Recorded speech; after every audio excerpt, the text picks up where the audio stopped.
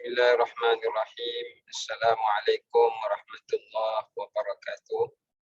Alhamdulillahi rabbil alamin.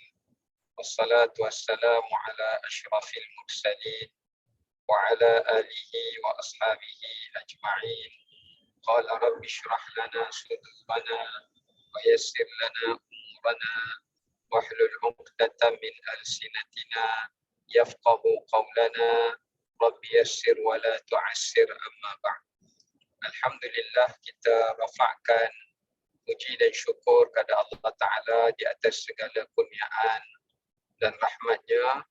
Pada petang ini kita masih lagi diberikan peluang dan keizinan oleh Allah Subhanahu Wa Ta'ala untuk dapat kita bersama-sama untuk menyambung bagi pengajian kelas tadabbur surah pilihan, dan insya-Allah kita akan menyambung kembali untuk tadabbur kita menerusi surah Ad-Dukhan, sambungan bagi ayat yang ke-57 ya.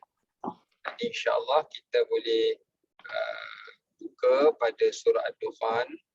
Kalau dalam mushaf tu pada muka surat 498, dan kita boleh sama-sama tengok pada ayat yang ke-57. Ya, jadi saya akan baca ayat 57 ni sehingga ayat 59. A'udzu billahi minasyaitonir rajim. Bismillahirrahmanirrahim.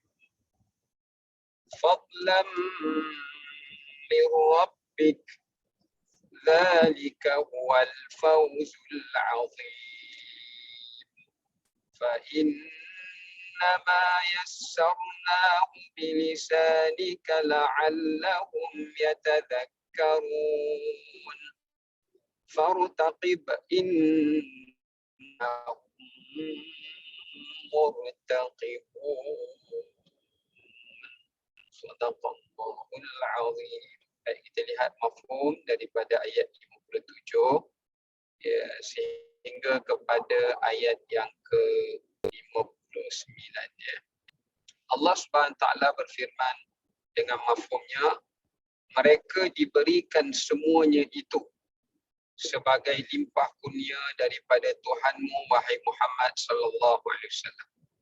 Dan yang demikian itulah kemenangan yang besar buat orang-orang yang beriman dan bertakwa. Ayat 58, maka sesungguhnya tujuan kami memudahkan Al-Quran dengan bahasamu wahai Muhammad, yakni di dalam bahasa Arab, ialah supaya mereka, yakni manusia itu, memahaminya, beringat dan insaf, agar mereka beriman dan patuh kepada perintah Allah Subhanahu wa Ta'ala. Ayat 59, kiranya mereka tidak berbuat demikian, maka tunggulah wahai Muhammad SAW akan kesudahan mereka, kerana sesungguhnya mereka juga menunggu akan kesudahan. Baik, ini ada lebih kurang 3 ayat yang kita bacakan sebagai penutup bagi surah Ad-Dukhan. Di penghujung ayat ini Allah Ta'ala bercerita kepada kita sambungan kepada golongan-golongan orang-orang bertakwa daripada nikmat-nikmat yang Allah Ta'ala berikan kepada mereka. Yang kita dah ceritakan sebahagian nikmat-nikmat itu di dalam kelas kita yang sebelumnya. Jadi pada ayat 57 ni Allah Ta'ala menyambung kembali sebahagian daripada nikmat ganjaran Allah Ta'ala itu. Dan kemudiannya Allah Subhanahu Wa Ta'ala menyebutkan tentang hikmah penurunan Al-Quran. Hikmah penurunan Al-Quran dan juga Al-Quran sebagai kitab panduan dan peringatan. Dan di penghujung surah Ad-Dukhan ini Allah Subhanahu Wa Ta'ala menerangkan berkenaan dengan ancaman azab Allah Ta'ala yang disediakan ke atas golongan orang-orang yang ingkar dan orang-orang yang kufur. Baik, kita sambung semula bagi ayat yang 57 ya. Pertama kita lihat pada ayat ini Allah Ta'ala menyebutkan fadlan min rabbik. Setelah Allah menerangkan pada ayat-ayat sebelumnya tentang kurniaan dan nikmat yang Allah anugerahkan kepada golongan orang-orang yang bertakwa pada ayat 51, maka Allah Ta'ala sebut di antara kurniaan Allah yang terbesar yang Allah berikan kepada hamba-hambanya itu adalah merupakan fadlun. Fadlun ini kita nak memahami pengertian dan maknanya, apakah yang dimaksudkan dengan fadlullah, ya, kurniaan Allah. Ya, apakah yang dimaksudkan dengan kurniaan Allah yang diperolehi oleh orang bertakwa. Berkatanya Al-Imam Az-Zamakhsyari dalam tafsirnya, beliau mengatakan kurniaan Allah ini ada 5 perkara. Ya, bila kita sebut tentang kurniaan Allah Ta'ala ni merangkumi pada 5 perkara. Yang pertama, kurniaan Allah Subhanahu Wa Ta'ala itu adalah datang dalam bentuk hidayah dan datang dalam bentuk petunjuk. Hidayah dan juga petunjuk. Hidayah, petunjuk itu samalah, ya. Hidayah atau petunjuk, taufik daripada Allah Subhanahu Wa Ta'ala. Jadi ayat ini menunjukkan orang-orang bertakwa itu dapat beriman, dapat beramal, dapat mentaati Allah, dapat meninggalkan kemungkaran, dapat bertaubat, dan akhirnya mereka dapat menikmati syurga Allah. Semuanya itu bertitik tolak daripada kurniaan Allah,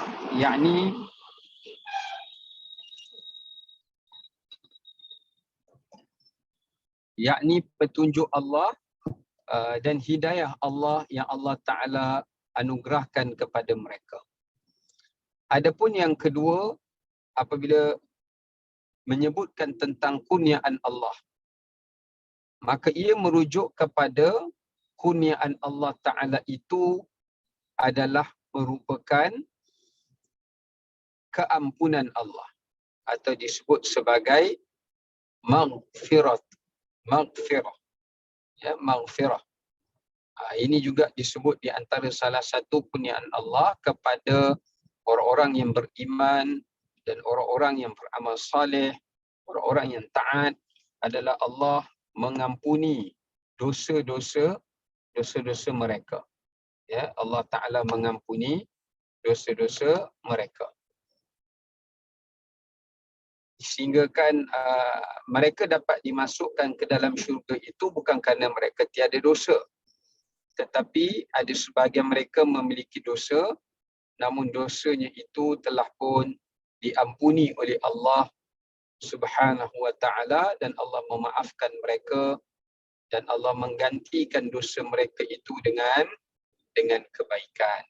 Dan akhirnya mempermudahkan mereka untuk dimasukkan ke dalam syurga Allah Subhanahu Wa Ta'ala. Baik.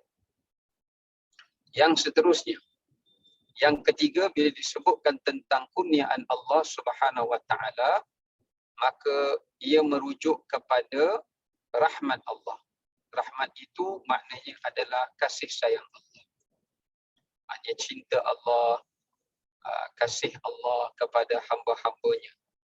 Itu juga termasuk daripada bahagian kurniaan Allah, ya, termasuk daripada bahagian kurniaan Allah. Iaitu apabila Allah sayang kepada hambanya, Allah cinta dan Allah kasih kepada hambanya, maka Allah Ta'ala akan memelihara hambanya daripada kemaksiatan, daripada kemungkaran, daripada kejahatan dan seumpamanya. Dan yang keempat, bila disebutkan tentang kurniaan Allah Ta'ala, ia merangkumi daripada apa yang disebutkan sebagai, iaitu keredaan Allah. Ya, redha Allah Subhanahu Wa Ta'ala. Sebab tu bila Allah Ta'ala sebut dalam ayat Al-Quran, yudkhilu man yasha'u fi rahmatih. Sesungguhnya Allah Ta'ala akan memasukkan hamba-hambanya yang terpilih ke dalam rahmatnya.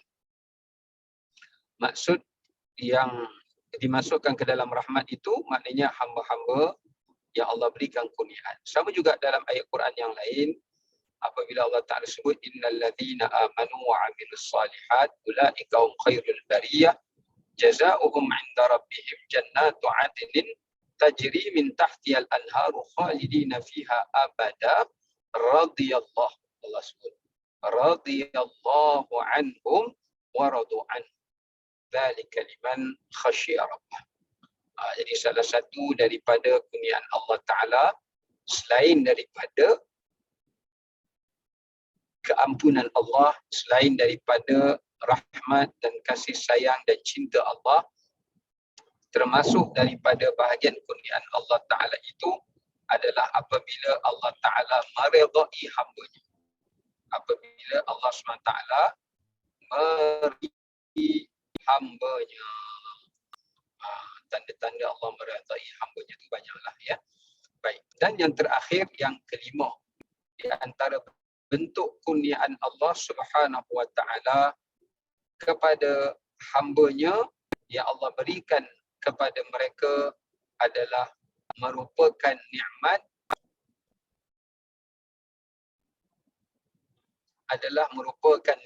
Allah memberikan kepada mereka iaitu istiqamah. Allah memberikan pada mereka istiqamah. Yakni mereka dapat beristiqamah di atas jalan kebenaran.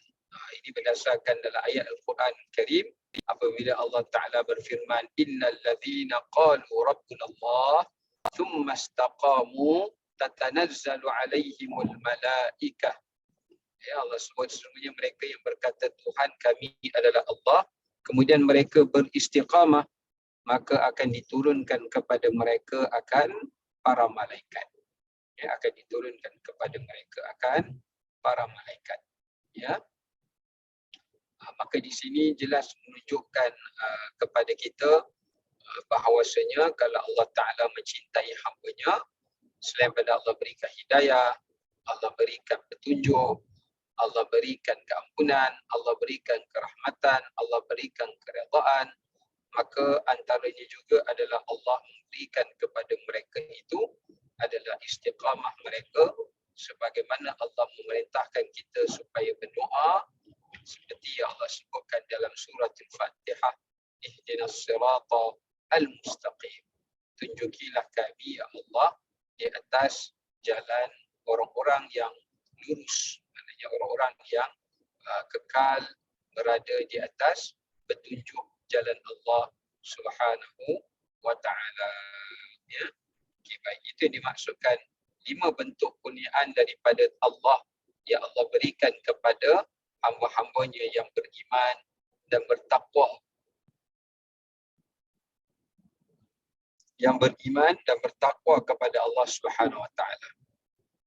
Kemudian di hujung ayat 57 Allah Ta'ala menerangkan siapakah mereka yang beroleh kejayaan yang sebenar-benarnya di sisi Allah. Orang yang beroleh kejayaan yang sebenar-benarnya di sisi Allah menurut kepada penjelasan Al-Quran. Kalau kita tengok beberapa tempat dalam Al-Quran, Allah Ta'ala selalu menggunakan perkataan Al-Fawz. Al-Fawz itu memberi kepada maksud iaitu kemenangan. Ya. Al-Fawz itu memberi kepada maksud iaitu kemenangan. Ya, Allah Ta'ala menyebutkan bahawasanya orang-orang yang Allah berikan kepada mereka kemenangan. Kemenangan mengikut kepada perspektif Al-Quranul Karim. Orang-orang yang mendapat kemenangan tu yang pertama sifat mereka kemenangan yang besar, Al-Azim, kemenangan yang agung, kemenangan yang hakiki. Bukan kemenangan dalam perang, bukan kemenangan dalam peperiksaan, bukan kemenangan dalam dalam kerjaya, ya. Tapi maksudnya kat sini kemenangan di sisi Allah. Yang pertama kita rujuk dalam surah An-Nisa, Allah Ta'ala sebut orang-orang yang benar-benar mendapat kemenangan di sisi Allah itu siapa? Orang yang berjaya taat perintah Allah dan Rasulnya. Seperti mana Allah sebut, وَمَنْ يُطِعِ اللَّهَ وَرَسُولَهُ yudkhiluhu jannatin tajri min tahtiha al-anharu khalidina fiha wa dzalikal fawzul 'adzim. Allah kata siapa yang berjaya taat kepada aku dan taat kepada Rasulku, maknanya orang-orang yang berjaya, hamba-hamba Allah yang berjaya mentaati Allah, melaksanakan segala yang wajib yang Allah perintahkan, yang Rasulullah SAW perintahkan, demikian juga yang sunat, maka mereka itulah orang-orang yang akan mendapat kemenangan yang hakiki, kemenangan yang sebenarnya. Kemenangan yang hakiki dan kemenangan yang sebenarnya. Baik. Kemudian kita nak tengok sifat orang-orang yang mendapat kemenangan lagi dalam Quran. Siapakah orang itu? Iaitu orang-orang yang as-sadiqin. As-sadiqin ni maknanya orang yang berada di atas kebenaran. Orang yang mengikut kebenaran, orang yang bercakap benar, dan orang yang membenarkan kebenaran dan mengikuti kebenaran. Ingat ada 4 perkara. Pertama, orang yang bercakap benar. Yang kedua, sifat mereka itu adalah orang yang mengikuti kebenaran. Selain daripada bercakap benar, dia ikut kebenaran. Yang ketiga adalah orang yang membenarkan kebenaran. Ada orang yang dia cakap benar, tapi bila kebenaran tu sampai kepada dia, dia tak terima. Selain daripada dia ikut tu maknanya dia amal lah. Dia bercakap benar, dia amalkan benda yang benar, dan dia menerima kebenaran tanpa meraguinya, atau tanpa merasa was-was dengannya. Dan yang keempat, sifat mereka itu adalah orang-orang yang membenarkan, mengikuti kebenaran, bercakap benar, dan juga mereka adalah orang-orang yang sentiasa disebut orang-orang yang mati di atas kebenaran. Dia mati juga di atas kebenaran. Ini juga Allah sebut dalam surah Al-Ma'idah. Allah berfirman dalam surah Al-Ma'idah. Baik. Antara sifat orang-orang yang mendapat kemenangan yang besar lagi yang Allah Ta'ala sebutkan di dalam Al-Quran,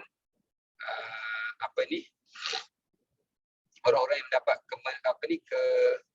kemenangan itu yang hakiki adalah orang-orang yang mendapat keredaan Allah. Orang-orang yang mendapat keredaan Allah. Ini bila tengok dalam surah Taubah, Allah disebut sifat orang-orang yang mendapat kemenangan. Allah kata mereka menyuruh kepada yang ma'ruf, wa yanhauna 'anil munkar, mencegah yang munkar, wa yuqimunas salah, mereka mendirikan salat, wa yu'tunaz zakah, mereka mengeluarkan zakat, wa yuti'una Allah wa rasulah, mereka taat pada Allah dan Rasul. Maka Allah sebut ujungnya wa ridwanun minallahi akbar, dan redha Allah itulah yang paling besar. Wa dzalika huwal fawzul 'adzim. Maka kata Allah, itulah orang-orang yang beroleh kemenangan yang besar. Jadi maknanya selain daripada orang yang taat pada Allah dan Rasul, selain daripada orang yang benar, selain daripada orang-orang yang mendapat keredaan Allah Subhanahu wa taala dengan menyuruh pada yang ma'ruf, mencegah pada yang mungkar, mendirikan salat dan menunaikan zakat dan mentaati Allah dan Rasulnya. Okey. Baik. Kemudian kita nak lihat yang berikutnya.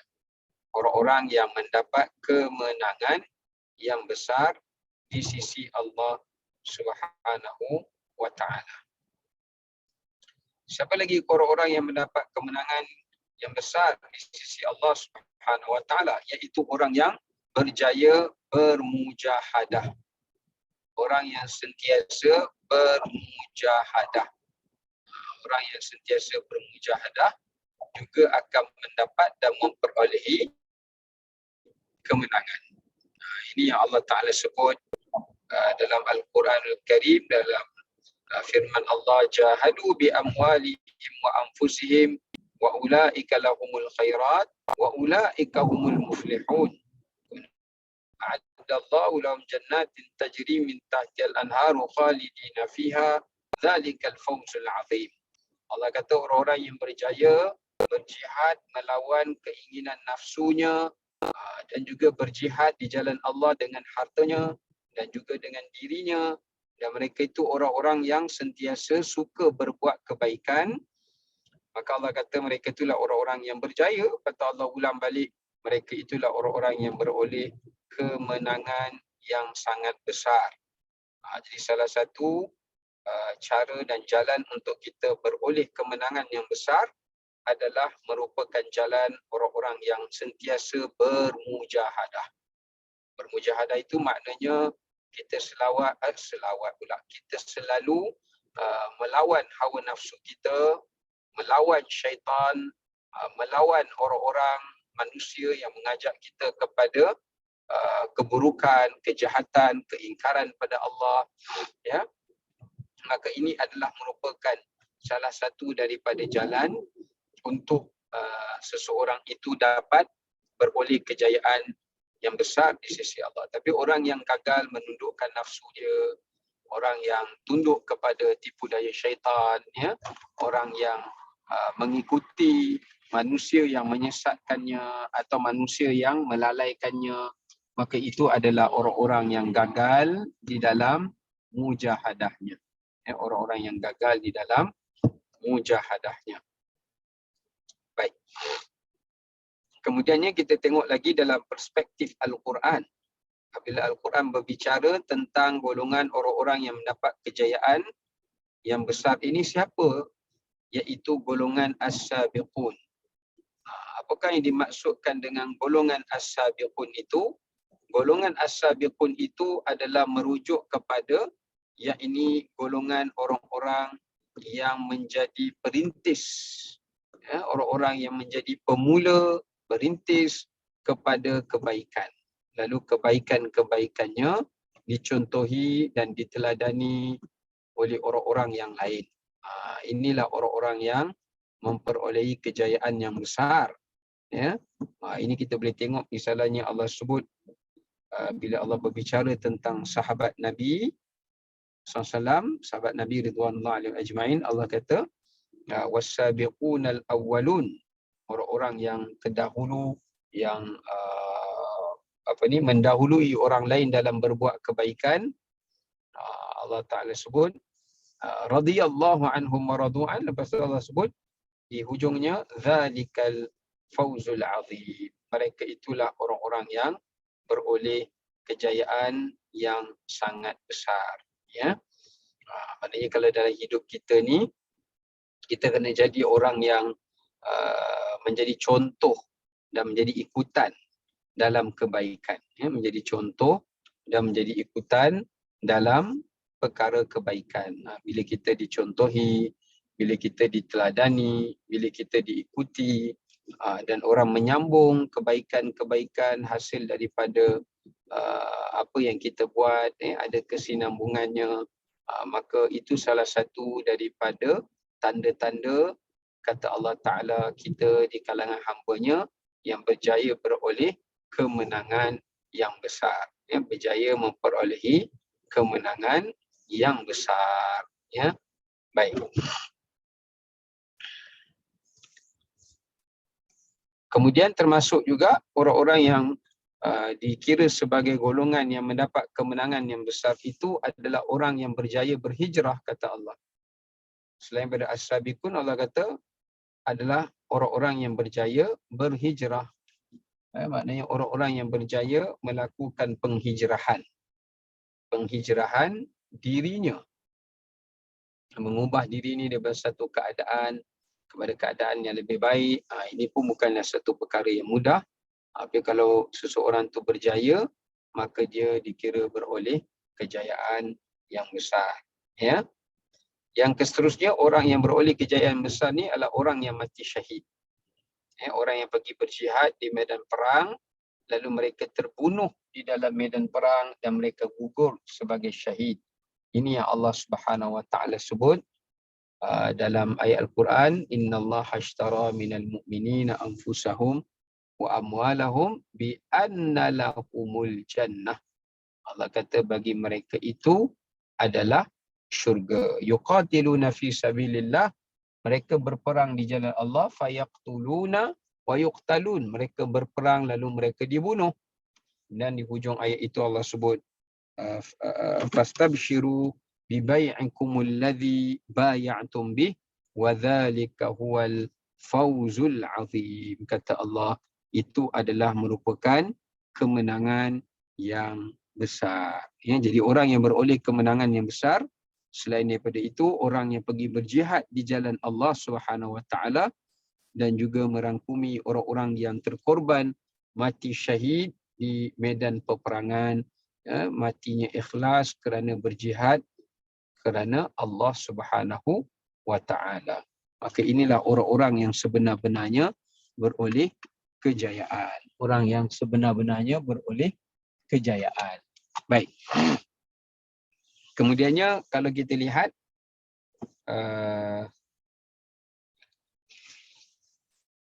orang yang beroleh kejayaan lagi mengikut perspektif Al-Quran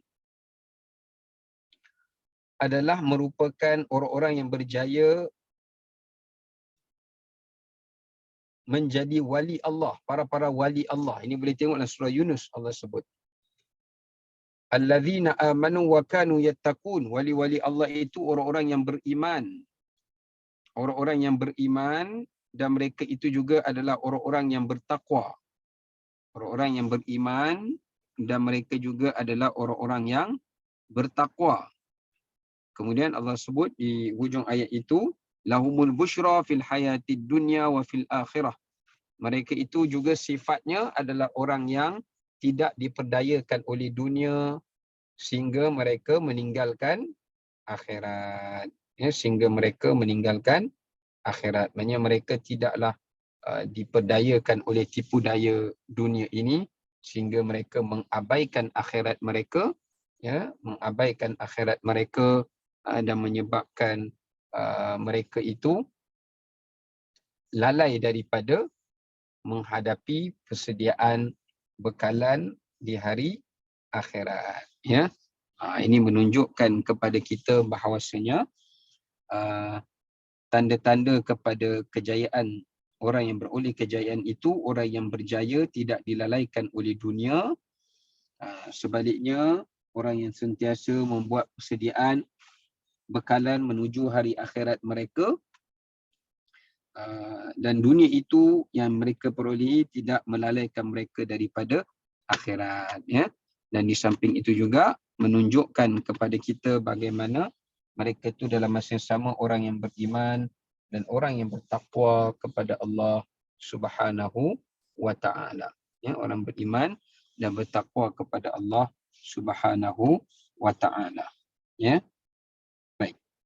Kemudian antara sifat yang berikutnya dalam surah Ghafir Allah sebut waqihimus sayyi'at. Mereka itu adalah orang-orang yang berjaya menghindarkan dan menjauhkan diri mereka daripada perkara-perkara mungkar. Siapa yang berjaya meninggalkan perkara-perkara mungkar, meninggalkan perkara-perkara kejahatan, kemaksiatan, ya, maka mereka itu adalah termasuk di antara golongan orang-orang yang Allah Subhanahu Wa Taala jadikan mereka sebagai golongan yang memperolehi kejayaan. Ya, golongan orang-orang yang memperolehi kejayaan yang besar. Ya, maka dekat sini menunjukkan kepada kita bahawasanya orang-orang yang berjaya menjauhi perkara mungkar, ya, adalah merupakan golongan, ya, orang-orang yang berjaya. Ya, merupakan golongan orang-orang yang berjaya. Baik. Kemudian kita tengok pula dalam ayat yang lain Allah Ta'ala sebut orang-orang yang beroleh kejayaan yang besar ini, siapakah mereka itu? Iaitu adalah orang-orang yang beriman dan sentiasa beramal saleh. Orang yang beriman dan juga beramal saleh. Ini orang yang sentiasa istiqamah dalam melakukan keimanan dan beramal saleh. Maknanya dia sentiasa tetap keimanannya dan sentiasa melakukan amal soleh. Ya, sentiasa melakukan amal soleh. Ya, baik. Kemudian termasuk juga yang di sini disebutkan orang yang apa ni mendapat kejayaan yang besar itu juga adalah dalam surah As-Saff, ya. Allah sebut adalah orang yang berjaya. Sekejap. Oh, ini saya dah ini saya dah sebut dah orang yang bermujahadah tadi. Okey. Baik. Jadi itu di antara beberapa sifat golongan orang-orang yang beroleh kejayaan yang besar di sisi Allah menurut perspektif Al-Quranul Karim. Okay, kemudian kita nak lanjutkan pada ayat yang berikutnya. Pada ayat yang ke-58, Allah SWT menyebutkan فَإِنَّمَا يَسَّرْنَاهُ بِلِسَانِكَ لَعَلَّهُمْ يَتَذَكَّرُونَ.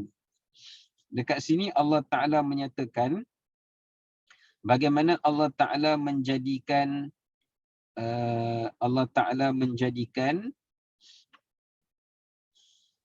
Al-Quran ini mudah, yassarnahu, dipermudahkan.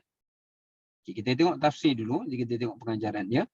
Yang pertama, maksud mudah dekat sini adalah Allah Ta'ala menjadikan Al-Quran itu adalah mudah untuk difahami. Mudah untuk difahami. Ya. Mudah untuk difahami.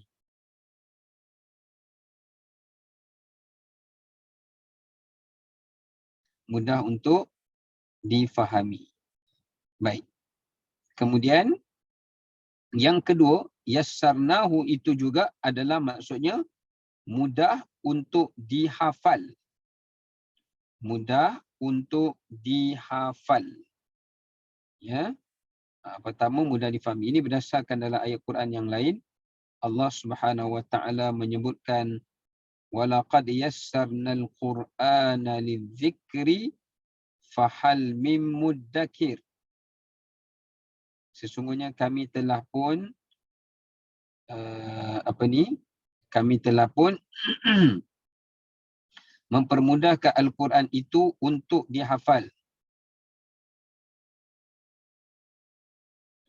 Ya, untuk dihafal. Maka apakah kamu tidak mengambil pengajaran? Ya. Pertama, Quran tu mudah dari segi bahasanya. Bahasa Quran ni dia tak berjela-jela, dia straight to the point. Jadi mudah kita baca pun bagi orang Arab lah, bagi kita orang Melayu ni susah lah sebab kita tak faham bahasa Arab, ya. Tapi kalau orang yang belajar bahasa Arab, mereka mudah nak faham bahasa Al-Quran ni, ya. Baik, yang seterusnya, walaupun bahasa Quran ni tinggi, tapi dia tidak sulit. Gaya bahasa dia tu tinggi, tapi untuk memahaminya dia tidak sulit, ya. Baik. Maka dekat sini menunjukkan pada kita bagaimana apa tadi saya cakap, bagaimana Allah mempermudahkan dari sudut untuk menghafal dan mengingati Al-Quran. Ya, selain daripada mempermudahkan untuk memahaminya, tetapi juga mempermudahkan untuk menghafalnya. Yang seterusnya adalah disebutkan iaitu bagaimana Allah Ta'ala mempermudahkan dengan Al-Quran itu untuk manusia mendapat pedoman dan pengajaran daripadanya. Sebab itu di hujung tu Allah Ta'ala sebut la'allahum yatadhakkarun.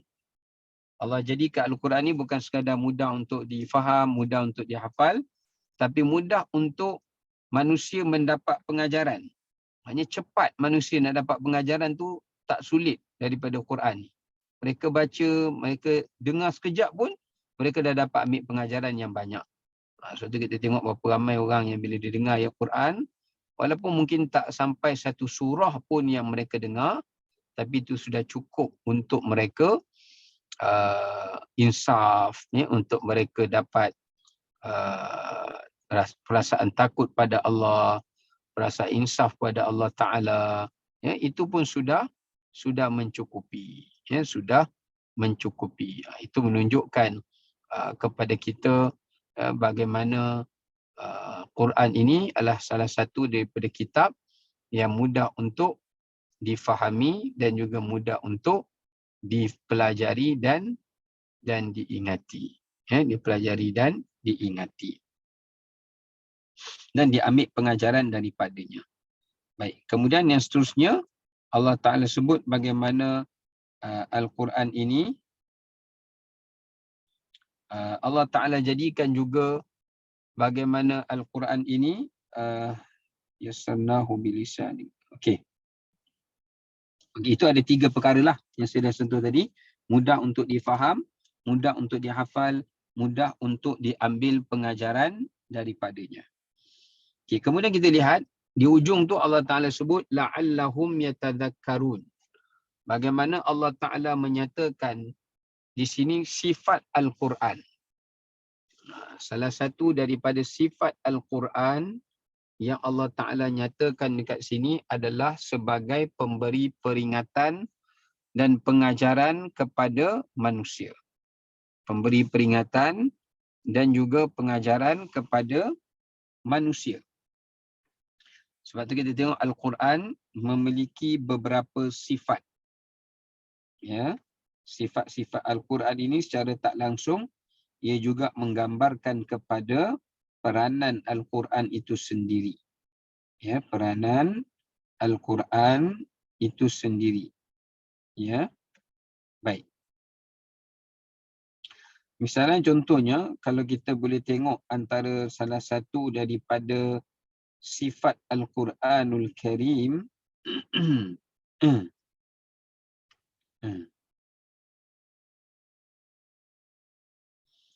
yang diperjelaskan di dalam Al-Quran sendiri, Al-Quran sendiri menjelaskan tentang sifat dirinya, fungsinya kepada manusia. Yang pertama, kalau kita tengok bagaimana Allah Subhanahu Wa Taala menerangkan kepada kita daripada sifat Al-Quran itu dengan beberapa sifat. Yang pertama, huda, hidayah. Quran adalah merupakan kitab hidayah. Ini kitab petunjuk. Apa maksud hidayah? Hidayah ini adalah maksudnya orang yang sesat atau orang yang terputus. Ya, orang yang sesat ataupun orang yang terputus panduan, macam orang yang sesat jalan kan. Lepas tu mereka nak cari jalan pulang. Itu sebenarnya asal daripada perkataan hidayah. Contohnya macam orang tu tersesat jalan, betul dia cari jalan dia tak jumpa. So kita bawa dia jumpa balik jalan untuk dia pulang. Itulah sebenarnya definisi untuk kita memahami makna hidayah. Definisi untuk kita memahami makna hidayah. Okey. Baik. Maka dekat sini menunjukkan kepada kita fungsi Al-Quran tu adalah nak bawa manusia yang tak tahu apa tujuan hidup, apa matlamat hidup, kenapa hidup, untuk apa untuk hidup, supaya dengan hidayah Quran ni mereka dapat tahu. Ya, mereka dapat tahu apa tujuan hidup mereka dan apa yang mereka kena lakukan dan sebagainya. Yang kedua, sifat Al-Quran yang Allah Ta'ala sebut dalam Quran adalah Furqan. Salah satu sifat Al-Quran itu adalah Furqan. Apakah yang dimaksudkan dengan Furqan? Furqan itu maksud dia adalah Quran adalah merupakan pembeza, ya, yang membezakan di antara benda yang benar atau benda yang salah. Membezakan di antara benda yang benar dengan benda yang salah. Sebab itu daripada Al-Quran lah, fungsi Quran tu adalah untuk membantu memberi kefahaman kepada manusia agar manusia tahu untuk membezakan benda yang hak dengan benda yang batil. Mereka dapat membezakan di antara benda yang hak dengan benda yang batil. Sebab tu bila mereka dapat membezakannya, maka di situlah manusia tidak akan mudah untuk disesatkan. Manusia tidak akan mudah untuk ditipu daya. Orang beriman ni mereka akan sentiasa teguh di atas kebaikan, disebabkan kerana Al-Quran yang menjadi pegangan mereka. Sebab dengan Al-Quran itulah yang menyebabkan mereka ini tidak mudah untuk digelincirkan. Tidak mudah untuk digelincirkan daripada petunjuk-petunjuk Allah Subhanahu wa ta'ala. Daripada petunjuk Allah Subhanahu wa ta'ala. Baik.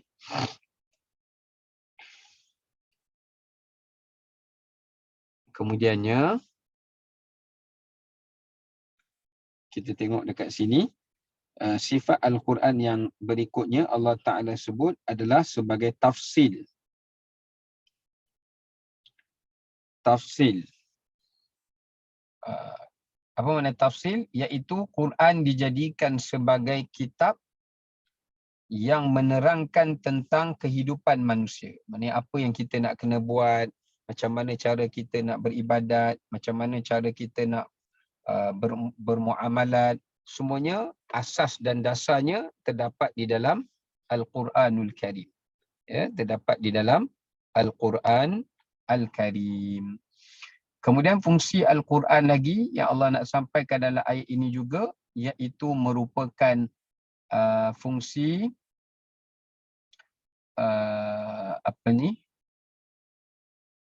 syifa, yang mana dalam Quran juga mengandungi rawatan. Syifa ni maknanya rawatan. Rawatan yang Allah Ta'ala nak berikan kesembuhan kepada jiwa manusia yang sakit. Dan juga memberi kesembuhan kepada fizikal manusia yang sakit. Itu salah satu daripadanya. Dan yang berikutnya, salah satu daripada sifat Al-Quran itu adalah zikra ataupun nazir. Iaitu memberikan peringatan dan memberikan ancaman. Seperti mana yang Allah sebut di hujung ayat itu, yatadzakkaru. Baik, yang terakhir pada ayat 59 di dalam surah Ad-Dukhan, yang kita lihat dekat sini, disebutkan oleh Allah Subhanahu Wa Taala bagaimana orang-orang musyrikin itu diancam oleh Allah Subhanahu Wa Taala. Diancam oleh Allah Taala, yang mana Allah akan membinasakan mereka, Allah Taala akan mengazab mereka, Allah Taala akan menyiksa mereka. Fartaqib, maknanya hanya tunggu masa sahaja. Bila sampai masa itu, kelak mereka akan mendapat hukuman dan balasan di sisi Allah Subhanahu wa Ta'ala. Subhanahu wa Ta'ala. Sebab itulah, sebagaimana mereka mengharapkan kononnya, merancang, menunggu masa kononnya untuk mereka membinasakan kamu, wahai Muhammad, tetapi hakikatnya Allah Subhanahu wa Ta'ala juga merancang bagaimana menunggu saat ketika mana mereka akan ditewaskan dalam peperangan, akan terbunuh dalam peperangan, dan mereka juga akan menerima azab seperti mana yang dijanjikan oleh Allah Subhanahu wa Ta'ala. Maka dekat sini menunjukkan kepada kita satu pengajaran yang boleh kita ambil, iaitu menunjukkan kepada kita bahawasanya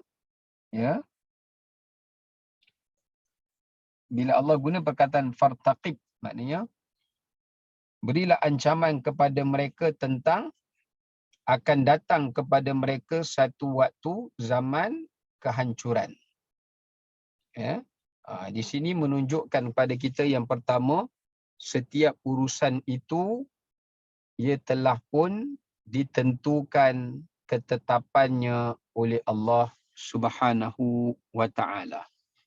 Maksudnya setiap urusan dalam kehidupan kita ni, semuanya telah ditentukan ketetapannya oleh Allah Subhanahu wa Ta'ala. Yang kita tidak ada jalan untuk menghindarkan diri atau mengelakkan diri daripadanya. Ya, kita tidak ada jalan untuk mengelakkan diri daripadanya. Setiap pembalasan itu telah pun dijanjikan oleh Allah dan disediakan oleh Allah Subhanahu wa taala. Ya. Di sini menunjukkan kepada kita bahawasanya sebagaimana manusia itu merancang dalam urusan-urusan kehidupan mereka, tetapi Allah juga memiliki ketetapan dan perancangan, dan sudah pastilah perancangan Allah Ta'ala itu akan mengatasi apa yang dirancangkan oleh manusia. Ya, perancangan Allah sentiasa mendahului perancangan manusia. Mendahului perancangan manusia. Maka dekat sini menunjukkan kepada kita bahawasanya segala ketetapan dan apa yang berlaku itu semuanya adalah bergantung dan tertakluk kepada apa yang dikehendaki oleh Allah. Ya, tidak ada keinginan manusia yang dapat mengatasi keinginan dan kehendak daripada Allah Subhanahu wa taala. Maka jelas kat sini menunjukkan kepada kita Allah memberikan ancaman kepada orang musyrikin, semakin banyak mereka merancang kejahatan demi kejahatan kepada Rasulullah SAW dan kepada orang beriman, maka Allah juga merancang untuk menyiksa mereka dengan perancangan Allah yang mengatasi perancangan mereka. Ya, yang mana perancangan Allah akan mengatasi perancangan mereka, akan mendahului perancangan mereka.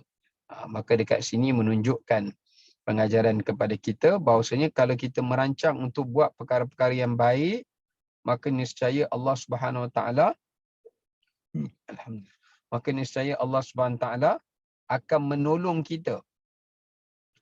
menolong kita supaya perkara-perkara yang baik juga yang Allah Ta'ala akan kurniakan dan gantikan kepada kita. Tapi kalau kita merancang perkara yang tidak baik, maka Allah Ta'ala juga akan merancang ancaman dan keburukan yang tidak baik kepada kita sebagai peringatan. Ya. Okay, baik. Wallahu ta'ala alam, itu yang dapat kita kongsikan pada petang ini. Moga-moga ia memberikan manfaat dan kebaikan pengajaran kepada kita semua. Wallahu ta'ala alam. Assalamualaikum warahmatullahi wabarakatuh. Waalaikumsalam.